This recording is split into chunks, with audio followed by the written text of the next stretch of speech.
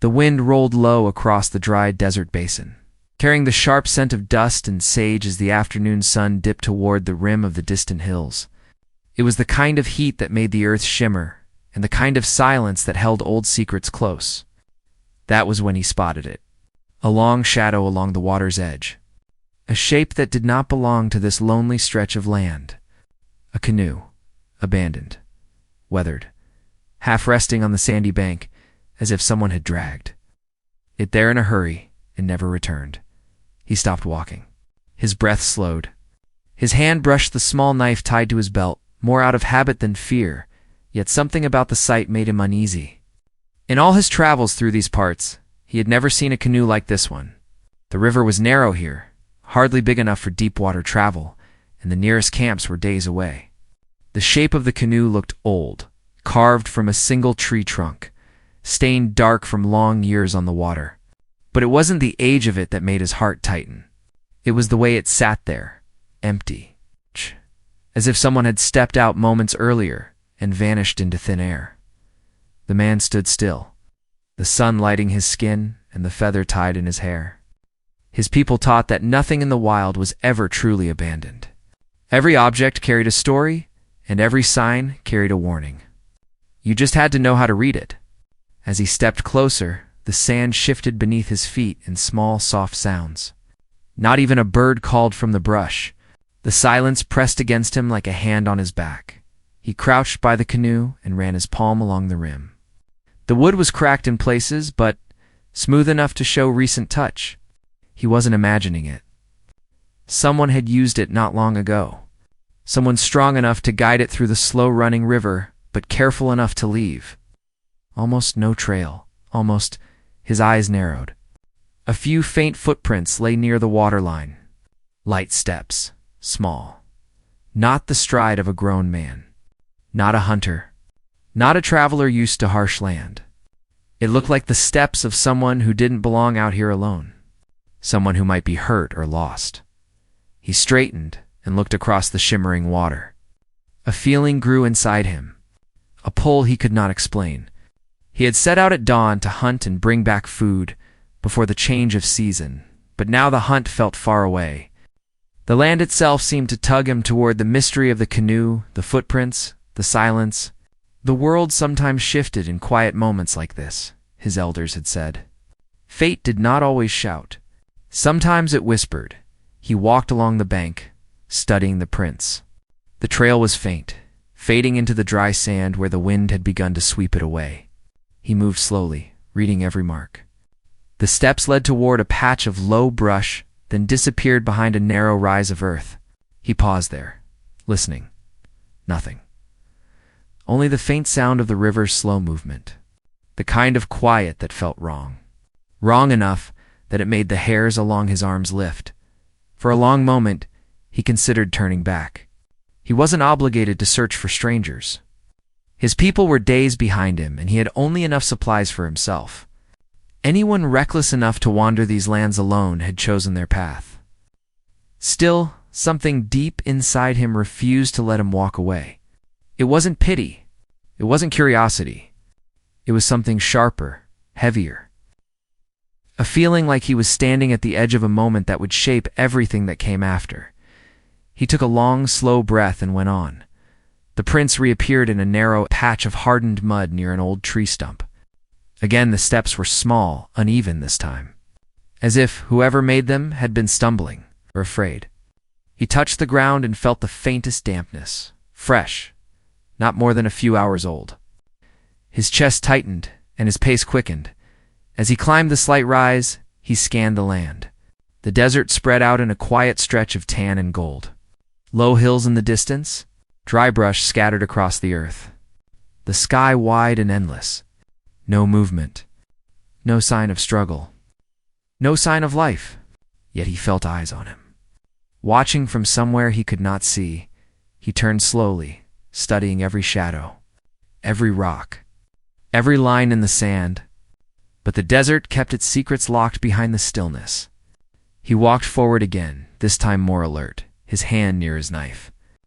The land had a way of lying to you, showing calm when danger crouched just out of sight. He descended the other side of the rise and stopped suddenly. There, half hidden between two boulders, lay another sign. A torn strip of cloth. Pale, thin, caught on a thorn. Too small to belong to a grown man. Too delicate to be part of any hunter's wear.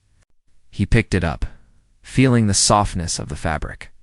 Whoever left this behind wasn't equipped for the wilderness. That meant one thing. Someone was in trouble. He tucked the cloth into his belt and looked ahead. The trail turned sharper now, cutting through a narrow passage between jutting rocks. The space felt colder, a shadowed path where the sun only reached in thin slivers. A place predators used. A place where someone could vanish without making a sound. Every instinct told him this was not chance. The canoe, the footprints, the cloth. All of it pointed to a story not yet revealed. A story he had stepped into without meaning to. He walked into the passage, moving with slow, steady steps. The air felt different here. Cooler, heavy with the kind of quiet that carried warnings he couldn't yet interpret. He listened. A faint sound drifted through the passage. Not wind, not water. Something softer, fragile, like breathing. Then it silenced. He froze. His heart beat harder. He wasn't alone. He could sense it clearly now. Someone was ahead of him. Someone hidden among the rocks. Someone trying not to be found. He spoke softly in a calm voice. Not a threat. Not a demand. Just a simple call to ease fear if the person was truly in danger. But no voice answered. No movement. Only the quiet. He stepped forward again, and as he did, he spotted something ahead, near the base of a large rock. A shape low to the ground. Still. Too still. His breath caught. He approached slowly, each step careful, ready for anything. Then he saw it clearly. A small bundle wrapped in worn fabric lay tucked in the shadow of the rock. At first it looked like a pack or a traveler's bag. But as he drew closer, the truth struck him hard. It wasn't a bag. It wasn't abandoned supplies. It was a child. A very small child. The tiny form barely moving, as if drained of strength. He knelt beside the child, his heartbeat echoing in his ears. The child's eyes fluttered open, wide and frightened. The look hit him deeper than any arrow or blade ever had. The child tried to speak, but only a faint whisper came out. It's too soft to understand. The man reached out, not touching yet, just letting the child see his steady hand. He whispered soothing words. The child's breathing eased only a little, but fear still held tight. Something terrible had happened. Something that left a child alone in the desert, with nothing but a damaged canoe and faint footprints fading in the sand. He looked around again. Now with sharper urgency. Whoever left this child behind could be close. Maybe wounded. Maybe waiting. Or maybe watching from the shadows with unknown intentions. The child tried to lift a hand. Pointing weakly toward the deeper part of the rocky passage, he followed the direction of that trembling hand. His eyes narrowing, his pulse steady but heavy. Something waited in that direction. Something the child was too afraid to speak of. Something that would change everything he thought his day would hold. He stood slowly, the weight of the moment pressing against him. He didn't know what he was about to uncover. But he knew one thing for certain, this was no accident. This was destiny calling him. Forward. And what lay ahead in that shadowed passage would shift the path of his life in ways he could not yet imagine. He stood frozen for a moment. The child's trembling hand still lifted toward the deeper shadows of the rocky passage. The desert air felt heavier now, like it carried a warning he couldn't yet understand. He had seen many strange things in these lands, but nothing like this. A lone canoe where no canoe should be. Footprints too small and light for any grown traveler. A child hidden in the rocks, too weak to speak. Every sign pointed to trouble. The kind of trouble that didn't wander into the desert by chance. He glanced back at the small figure curled on the ground. The child's breathing was shallow, eyes half open, watching him with a fear that went deeper than being lost. Something had driven the child into hiding. Something had left that canoe behind. Something still nearby. He lowered to one knee, speaking softly, hoping to calm the frightened little soul. The child blinked slowly, as if trying to trust him. But the fear didn't fade. He touched the back of his hand gently to the child's forehead. Warm, too warm. The heat wasn't from the desert. It was the kind that came from exhaustion or sickness. The kind that meant the child might not last long without help. He looked around again, scanning the narrow path and the dark pockets between the rocks. He didn't want to move the child until he knew what lay ahead. But leaving the child here wasn't an option either. He took a slow breath, centering himself the way he had been taught when tracking danger. You listen to the silence. You watch where the shadows fall. You let the land speak through the small things. A loose stone, a shift in the wind, a scent in the air. Something was off. The land was trying to tell him something. He rose again and moved a few steps into the passage. The ground here was more protected from the wind, so the sand held marks more clearly.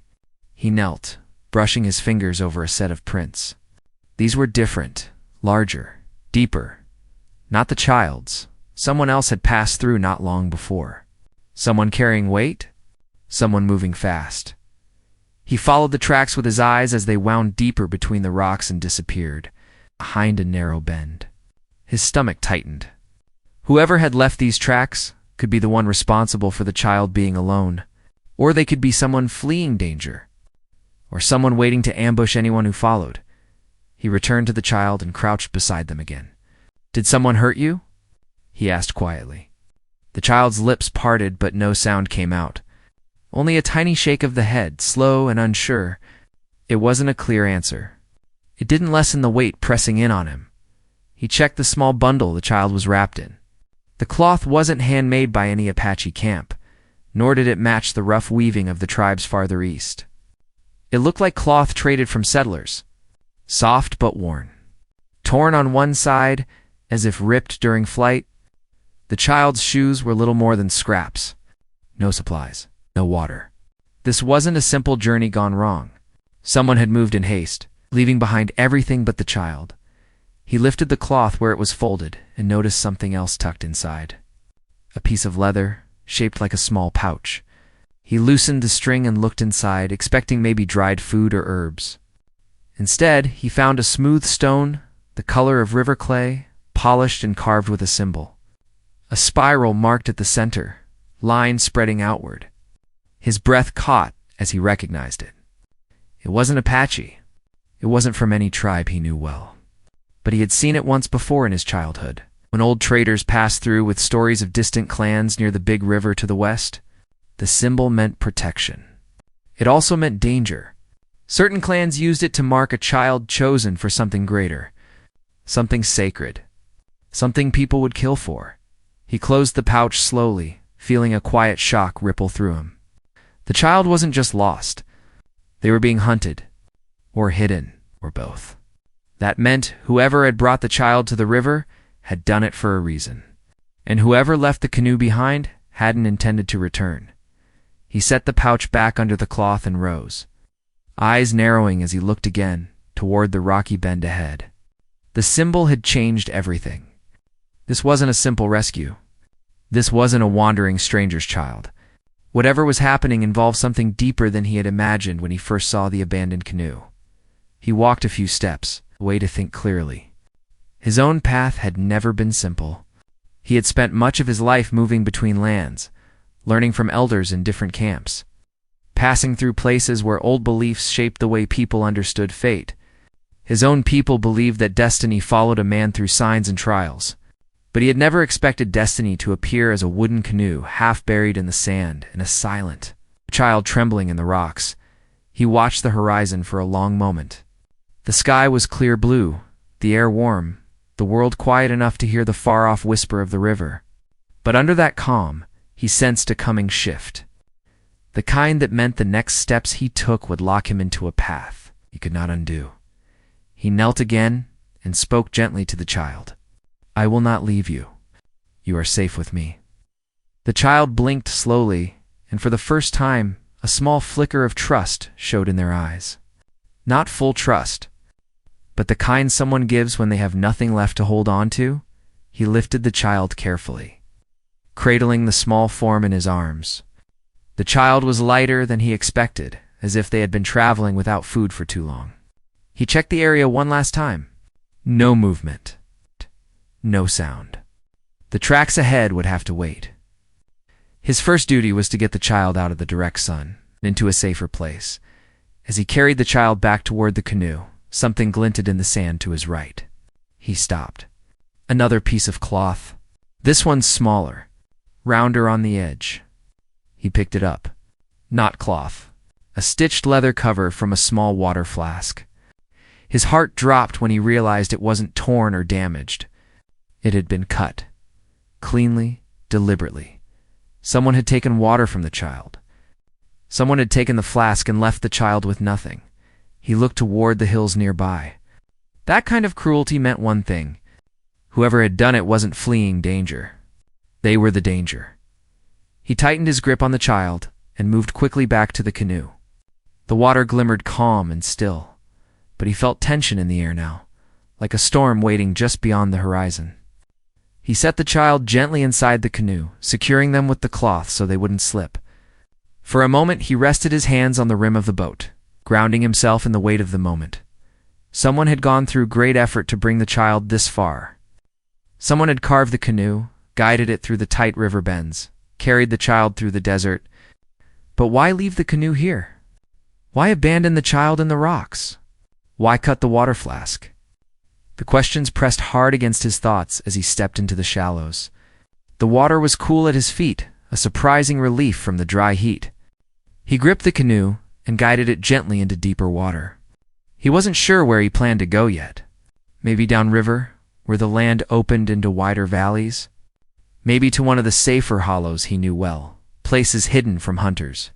But before he chose a direction, turned back one last time to look at the rocky passage where the footprints had disappeared. A shadow moved. Faint but real, not the wind. Not a trick of the sun. Someone was there watching, waiting. He froze. One hand on the canoe, the other near his knife. The shape shifted and vanished behind the rocks, too fast to follow. He felt the child's small hand clutching the edge of the canoe, sensing the same danger he did. The river carried a soft ripple across the surface, urging him to move, to choose. He stepped fully into the canoe, feeling the wood shift beneath his weight, and pushed away from the shore. But even as the current took hold, his eyes stayed locked on that rocky passage. Whatever had left those tracks. Whoever had taken the water, whoever had abandoned. The canoe, they were still out there, and they had not finished what they started, you said. Continue the story from the previous section and write 1,200 words that explore the main conflict in depth. Develop subplots and dive into different angles or perspectives, but keep the tension building. Don't resolve any of the major conflicts yet, and keep the suspenseful tone while ensuring the story remains engaging. Use relevant keywords naturally. Also, do not make any headings. Only write story in paragraphs. Also, keep the wording simple and natural tone. Also, make the script human-centric and don't give feel of AI generated. Also, don't create violated content which can affect YouTube policy. AI sees the ellipsis as 3 dots. So it reads it as ... That's why I do not use 3 or 2 dots, collectively ChatGPT said. Thought 4 to 3s, the canoe drifted into the slow curve of the river. The sound of water lapping against the worn wood mixing with the faint rustle of dry reeds along the banks. He kept one hand steady on the paddle, the other free in case he needed to reach for his knife. The shadow he had seen near the rocks stayed in his mind like a thorn. Whoever was watching them would not give up so easily. The child sat near the front of the canoe, wrapped tight in the torn cloth, small hands gripping the rim, as if afraid the world might tip over. The little one's eyes were half closed. But they kept darting back toward the place where the rocky passage disappeared behind the bend. Fear rode in every breath. He studied the child in the fading light. Dark hair, skin touched by the sun but not hardened by it, features that hinted at more than one bloodline. There was something of the tribes in that small face. but also something of the settlers who had begun to spread across the old lands. The child did not fit neatly into any world. That alone could make life dangerous. "My name is Taza," he said quietly, his voice low over the sound of the water. "Can you tell me your name?" For a moment there was only silence, broken by the steady drip from the paddle. Then the child whispered something soft. It was hard to catch over the river's murmur. He leaned closer. "Say it again?" The child forced the word out. It sounded like Leia, or something close to it. The voice shook as if even speaking was a struggle. He nodded gently. "Leia, you are safe with me for now." He did not add the rest of what he was thinking. Safe for now, but not for long. Not while unknown tracks marked the land behind them, and a cut piece of leather told of a cruel hand at work. The current slid them past shallow banks where dry grass leaned toward the water.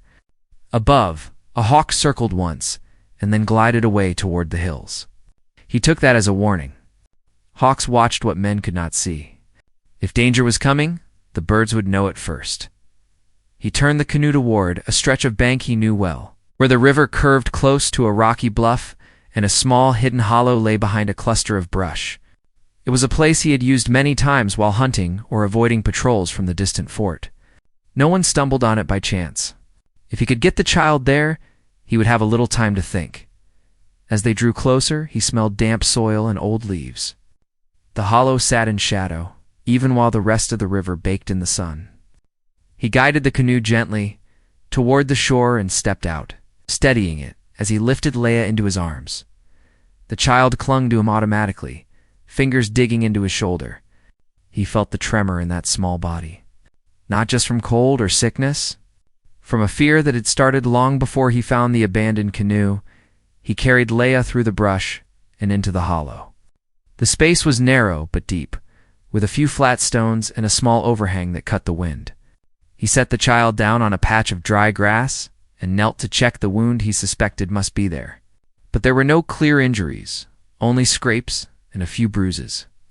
The weakness came from hunger and thirst. Maybe from long days of running or drifting down the river. He took a small water skin from his belt and held it carefully to Leia's lips. "Slow," he warned. "Too much at once will hurt you." Child obeyed, sipping in small, shaking swallows. After a moment, some color returned to the thin cheeks. Leia looked up at him, eyes wider now, still frightened, but clearer.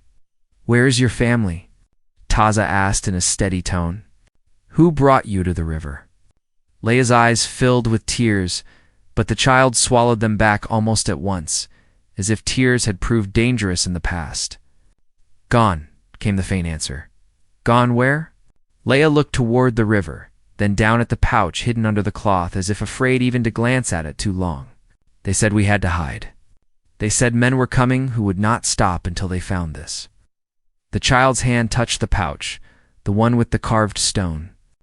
Taza felt a small chill run through him. It confirmed what he already feared. This was not a random symbol. It was something people would chase across harsh land. Something that tied the child to a trouble much larger than both of them. "Who are these men?" he asked quietly. Leia shook their head. "Not from any camp I know, not from any fort. They trade with everyone and belong to no one. My mother did not trust them. My father said they carried too many guns and not enough stories." Taza listened carefully. In recent years he had heard of such bands.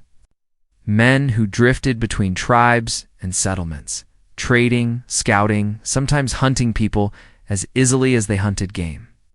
They wore bits of different clothing, spoke enough of each language to bargain, and answered to no elders and no law.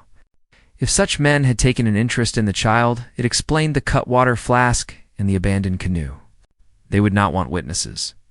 They would not want anyone else touching whatever secret the carved stone guarded. "How did you escape them?" he asked. Leia's little hands twisted in the cloth. "We traveled by river at night. My parents thought we could reach kin farther west. The men came sooner than we expected. They found our camp. My father put me in the canoe with my mother. He pushed us out into the river and told us to keep to the shadows. I remember shouting, the sound of gunfire far behind us, then nothing. When I woke, my mother was gone, and the canoe had drifted into the reeds. Someone else must have moved us. I heard voices, some rough, some soft. Then they left me with no water and told me not to make a sound. The child hesitated. They said if I cried out, they would know where I was and finish what they started. 8. The small voice broke on the last words. Taz's jaw tightened. He had seen cruelty before, but something about a child being used this way stirred an anger that burned low and steady inside him. "Did you see their faces?" he asked. Leia nodded slowly. One had a scar from his ear to his mouth. Another wore a coat from the forts, but he was no soldier. They spoke of selling what I carried, of finding the people who still believed in the old markings. The child's hand brushed the pouch again. My mother said this stone was given to our family in a ceremony by elders from the river tribes. She said it marked a child who would one day lead others away from war and into peace. The men said that where there is belief, there is profit. If someone would follow a child holding this stone, then someone would pay to control that child. Taza felt the pieces settling into a pattern he didn't like. A child marked as a symbol of hope. Traders who saw only power and coin. A family trying to flee. A river journey cut short by greed. He sat back on his heels and looked at Leia with new understanding. This was more than a simple rescue. If he chose to protect the child, he would stand against men who moved freely between worlds. Men who could hide among tribes or in towns. Men who might already be tracking the riverbank even now. His own life was not simple either. He came from a band that had lost land and kin to broken promises. Tension with the settlers grew each season. Some of his people believed only in war now. Others clung to the hope of treaties and trade routes that might keep children safe. Taza had walked between those beliefs like a man on a narrow ridge, never sure where his steps would fall. His uncle, the band's war chief, believed Taza would one day carry the weapons of leadership. His mother, who had long since returned to the ancestors, had spoken, instead of a different path, one where he used his strength to build something new out of the old ways. He had never fully understood what she meant. Now, looking at Leia and the small pouch carrying a carved stone of destiny, he began to wonder if his path and the child's were tangled together by something greater than chance. The sound of a snapped twig cut through his thoughts. His hand moved to his knife before he even rose. He stepped to the edge of the hollow and peered through the brush. The river looked quiet, but he had lived long enough to know quiet could lie. Farther up the bank he saw movement. 2 riders on the opposite side of the river, leading their horses carefully along the narrow strip of shore. They were too far to see clearly, but one of them turned and scanned the water with a slow, practiced gaze. Taza ducked back, heart beating a little faster. Leia watched him anxiously. "Are they here?" "Maybe," he answered. "Maybe not. But we must act as if they are." He weighed his choices. He could move deeper into the land, carrying the child away from the water and farther from easy tracks. But the desert between here and his people's camp was cruel, and the child was already weak. The river gave life and also betrayed movement. Those traders, if that was who the riders were, would expect the canoe to keep following the current. They would search the banks and ask questions in any settlement downstream. An idea began to form in his mind. Risky, but it played on what he knew of hunters like them. They followed signs. If he could leave the right signs, he might draw them away. He turned back to Leia. "You must stay very quiet," he said. "I am going to move the canoe and make them think you kept drifting downstream. If they follow the wrong trail, we gain time." Fear flashed in the child's eyes. "You are leaving?" "I am not leaving you," he answered firmly. "I will not go far. The hollow is safe, and I know this land. But we need the enemy to look in the wrong place. Can you be brave for a little while longer?" Leia stared at him, fighting tears again, then gave the smallest nod. "I can try." Gave the child more water and a strip of dried meat, then covered the entrance of the hollow with brush, careful not to make it look freshly arranged. He added a few scattered stones to mimic the natural lay of the land. Only someone who knew where to look would see the subtle gap that marked the narrow way in. Then he slipped back through the reeds to the canoe, pushing it out into the river with one hand while keeping low. He climbed in, and let the current pull him farther downstream, leaving behind small signs on the banks that only a trained eye would notice. A smear of mud here, a broken reed there, the impression of a heel in damp sand carefully set where a hunter would surely find it. He wanted them to think the canoe still held its precious cargo. As he drifted, he felt the weight of the choice he was making. By drawing the traders away, he also placed himself between them and the child. If they caught him alone, they might decide he was the one carrying the stone. Or worse, they might guess the truth and double back when it was too late. He let the canoe carry him around a bend and then brought it to shore where the bank rose steep and rocky. There he pulled it halfway onto the sand, leaving the mark of small feet beside his own. Hunters would see that and believe Leia had climbed out. Then he climbed the rocks and circled back on higher ground toward the hidden hollow, moving fast and silent. From the ridge, he caught a glimpse of the two riders again, now closer, their horses picking their way along the river's edge. One of them pointed toward the abandoned canoe lying in the distance. And even at that range, Taza could feel the prickle of victory in their movements. They believed they had found their trail. He watched long enough to see them dismount and begin to search the bank. Then he slipped away, heart steady but mind racing. He had bought time, but not safety. The main conflict had only begun. The traders would follow the false signs, but when they found nothing, they would grow more dangerous. They would cast their net wider, ask questions, threaten anyone who might have seen a man and a child together. By then, he hoped to be far from the river.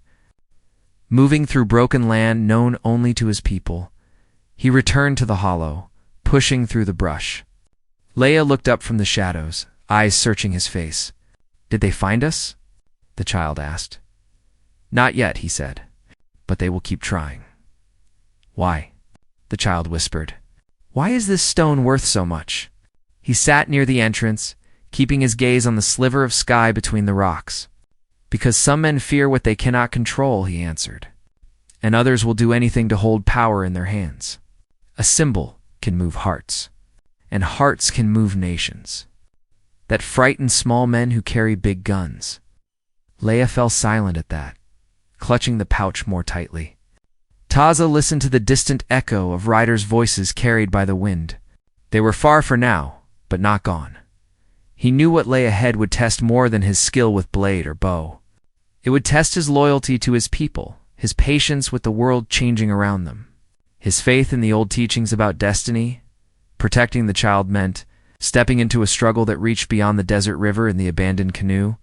It meant facing traders without honor, settlers hungry for land, and even members of his own tribe who might see the stone as a chance to claim power. The river outside their hiding place flowed on, carrying the faint glimmer of the sun. Somewhere beyond the bend, the hunters he had misled followed empty tracks with growing suspicion. In the hollow, Taza tightened his grip on his knife and listened to every sound. The next move would have to be his. The hollow grew darker as the sun lowered behind the distant ridge, drawing long shadows across the ground. Taza could feel the change in the air, that quiet shift that always came before danger showed its face. He kept his back straight and his senses open, listening to every small sound from the riverbank and the brush. Leia rested nearby, wrapped tightly in the cloth, eyes half closed but still alert enough to sense the tension around them. The child hardly spoke now, saving strength. Watching Taza with a mixture of trust and worry that weighed on him more than any enemy could, he knew time was slipping away. The traders were not fools. They would follow the false trail he left, but soon they would realize the canoe was empty. When that moment came, they would start looking for other signs. They would widen their search. And if they believed the child had crossed the river or hidden nearby, they would tear the land apart until they found what they were after. Taza checked the sky, measuring the fading light. They needed to move soon. Night offered them cover, but also danger. The desert was not forgiving after dark.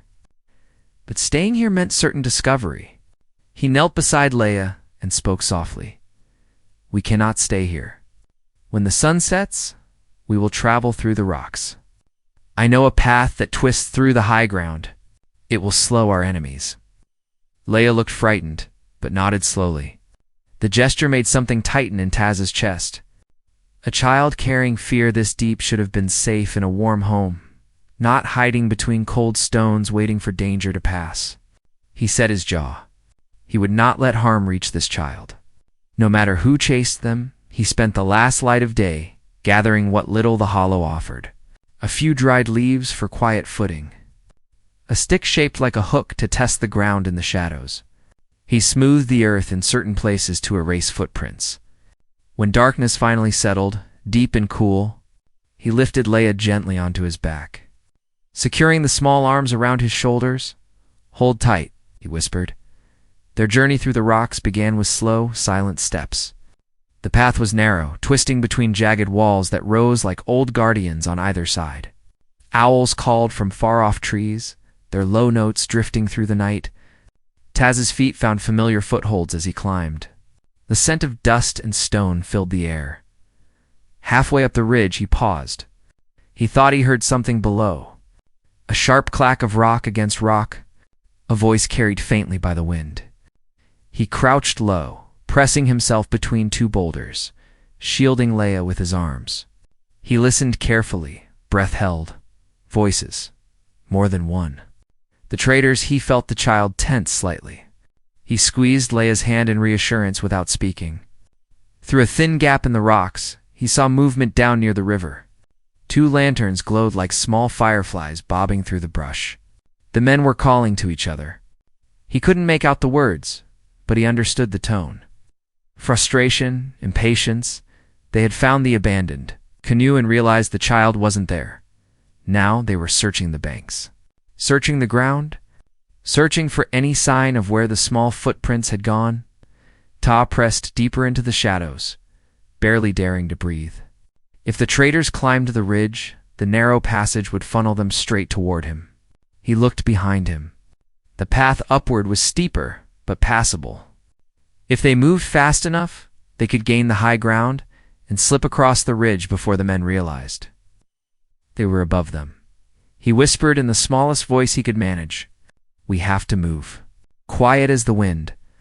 Leia nodded, gripping his shoulders. Step by slow step, Taza climbed higher, placing his feet carefully so the gravel wouldn't slide.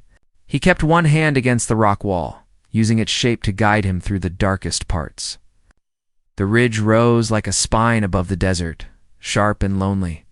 But once they reached the top, he knew there was a hidden pass that led toward an old hunting ground.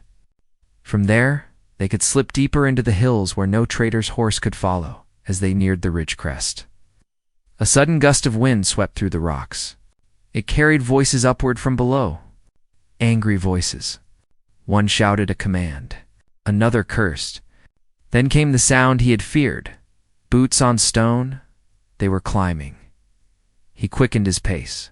Leia's grip tightened, a sign the child sensed the rising danger. Taza whispered over his shoulder, "Stay calm. We are close." The ridge top opened into a flat stretch of rock dotted with small bushes. Stars scattered across the sky like white embers. Taza let himself take one deep breath, then moved quickly toward the hidden pass on the far side. He had almost reached it when he froze. A silhouette stood near the entrance of the pass. Wide shoulders. A lantern hanging at his side. The faint shape of a rifle slung over his back. One of the traders had circled ahead. Todd behind a boulder, heart pounding. Leia buried their face against his shoulder. He scanned the shadows. There was no easy way around. The ridge dropped sharply on both sides. The hidden pass was the only safe route forward. He needed a plan. He studied the man's stance. The trader hadn't spotted them yet. He was scanning the horizon, not the ground. Taza could use the shadows to his advantage, but not while carrying the child. One wrong step, and the rocks would give him away. He leaned close to Leia. "I need you to do something brave," he whispered. "I will place you behind these bushes. Stay low, stay silent. I will return for you." Leia's eyes widened with fear, but after a hard swallow, the child nodded. Taza eased the small body into the space between the bushes. Covering them lightly with the cloth and branches so they wouldn't be seen, He waited a moment to be sure the child was hidden, then drew a slow breath and stepped silently into the deeper shadow of the ridge. He moved like a mountain cat, low to the ground, sliding from rock to rock. The trader at the pass still scanned the horizon, unaware of the danger creeping toward him. Taza felt the familiar tension of a hunter gathering strength. His muscles tightened. His steps lightened. His pulse slowed. He slipped behind a large boulder only a few steps from the trader. The lantern cast a warm glow across the stones, revealing the man's face. A thick scar ran from his ear to the corner of his mouth. Leia had spoken of him. This was the one who cut the water flask. The one who cursed while the child hid. The one who threatened to finish what they started. Taz's hand tightened around the handle of his knife. The stone beneath him was cold and solid, anchoring him. He waited for the trader to turn, to shift, even to blink. He needed the timing to be perfect. But before he could move, a shout rose from down the ridge. Taza stiffened. The other traders had spotted something. A piece of disturbed earth from their climb. Or maybe a small footprint he hadn't erased fully. The shout carried urgency. The man at the pass turned sharply, lantern swinging. This was his moment. Taza sprang forward, knocking the lantern aside and slamming into the man with the force of a charging elk. The trader grunted, stumbling back, his rifle clattering to the rock. Taza pressed his forearm against the man's throat, trying to silence him, but the man was strong and desperate. They grappled in the dust, each trying to gain the upper hand. The trader's hand shot toward a knife on his belt. Taza blocked it, but the movement made the man's foot slip, sending gravel sliding down the ridge. A dangerous sound. Voices below grew louder. More were coming. Taza struck hard, disarming the man with a twist of the wrist.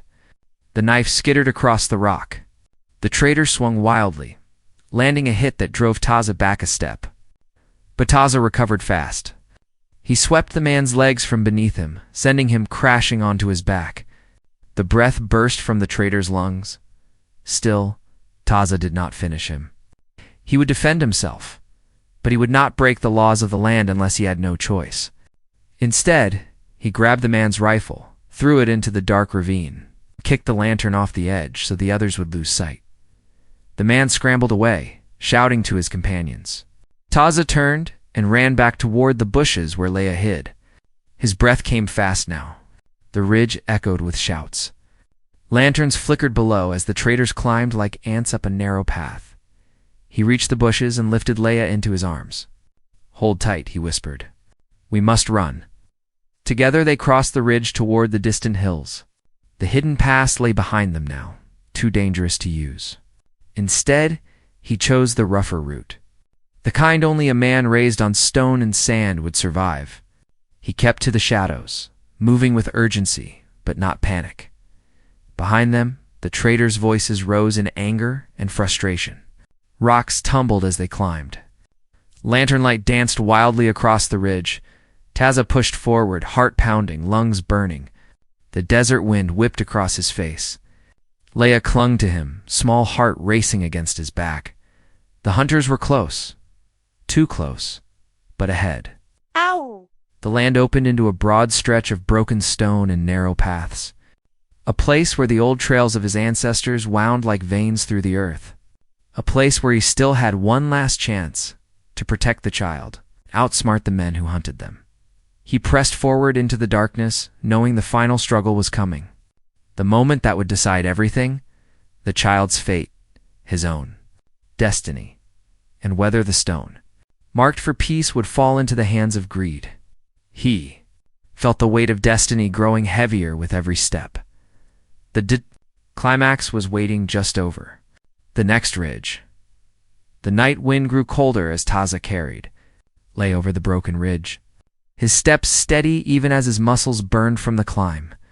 The traders' voices faded behind them, swallowed by the jagged stones and twisting shadows of the land. But he knew they weren't far. Men like that didn't give up easily. Greed drove them harder than hunger or fear ever could. Still, the distance between them was growing, and the rough terrain gave Taza the advantage he needed.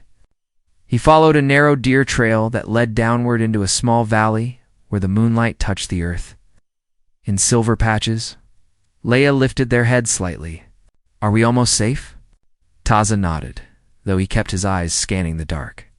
"We are close. The hills will protect us now." The child leaned against his shoulder with a tired little sigh, trusting him more fully than ever. That trust settled deep in Taz's chest, giving him the strength to keep going, even when the climb sharpened again.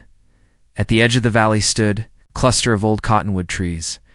Their branches whispered with every gust of wind, like storytellers sharing secrets with the night. Taza moved beneath their shelter and lowered Leia onto a bed of dry leaves near a fallen log. The child winced slightly but relaxed when they felt the soft ground beneath them. "You rest here," he said softly. "I need to look ahead and make sure the way is clear." Leia reached out and caught his wrist, eyes wide in fear. "What if they find us while you're gone?" He knelt and placed a steady hand on the child's shoulder. "They won't. I will stay close enough to hear everything. The land speaks to those who listen." Leia hesitated, then nodded. Taza slipped through the trees, moving like a shadow across the valley floor. His senses sharpened with every step. The moon traced the shape of the hills, revealing the narrow gorge he knew would lead them straight toward his people's territory. No traitor would dare follow there. The tribes guarded their borders with watchful eyes and sharp warnings. When he returned, Leia was sitting up, clutching the pouch that held the marked stone.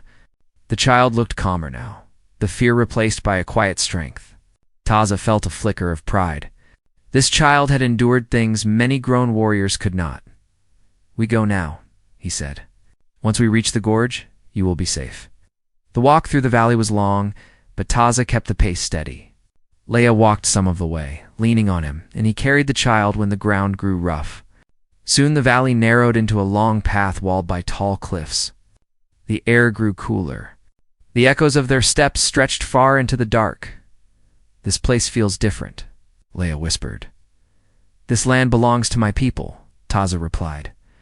"They have protected it for generations. Once we reach the guard station, we will be under their watch." For the first time since he found the abandoned canoe, Leia's shoulders eased. The child walked with a little more confidence.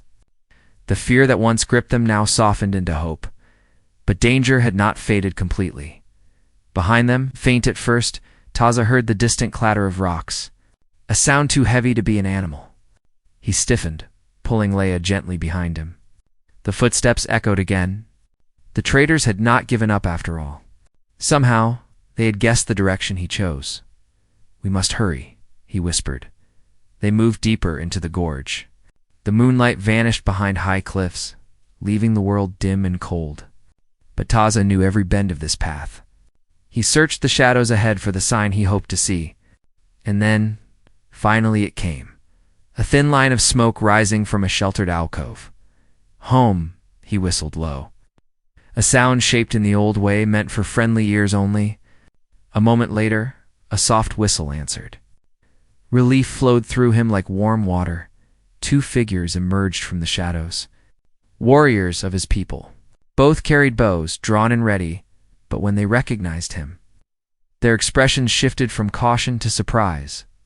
"Taza," one said, stepping forward. "You return with a child?" "There is no time to explain," Taza said. "Men are hunting the child. They will be here soon. They are not of any tribe. They belong to no law." The other warrior nodded and motioned toward the deeper path. "Come, the council fire still burns. They will want to hear your story." Leia clung to Taz's sleeve as they walked into the alcove. The warmth of the fire greeted them first, followed by soft murmurs from the elders gathered in a circle. The stone walls glowed with the light of flames, casting long shadows that danced like old spirits keeping watch. The oldest elder rose slowly. Her hair was long and silver, her eyes sharp as the edge of a blade. She studied Taza, then the child. "Tell us what you carry," she said. Taza explained everything. The abandoned canoe, the strange footprints, the cut water flask, the stone marked with the spiral, the traders hunting for the child. He held nothing back. The council listened without interrupting, their expressions shifting slowly from shock to understanding.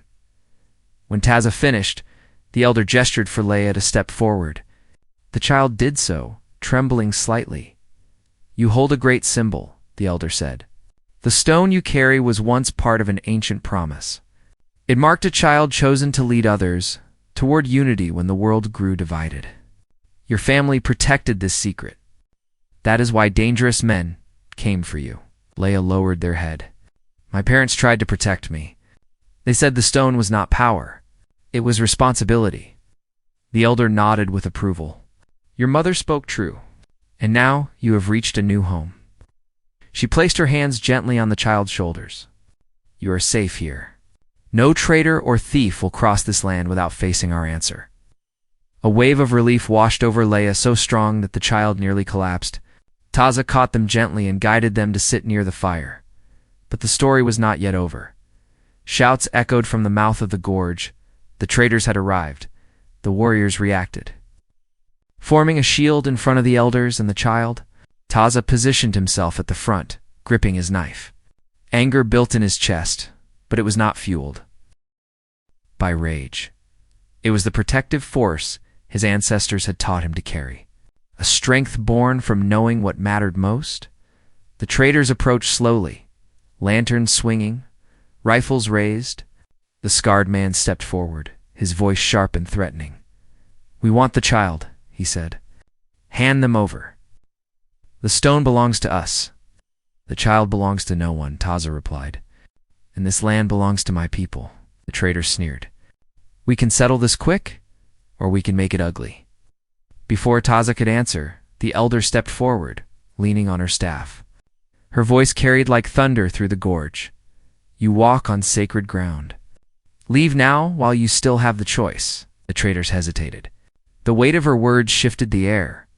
Even their greed could feel the danger held in that moment. Then the warriors lifted their bows in silent unity. The traitors froze, and slowly, step by step, they backed away. The threat in their eyes weakened under the steady calm of the tribe.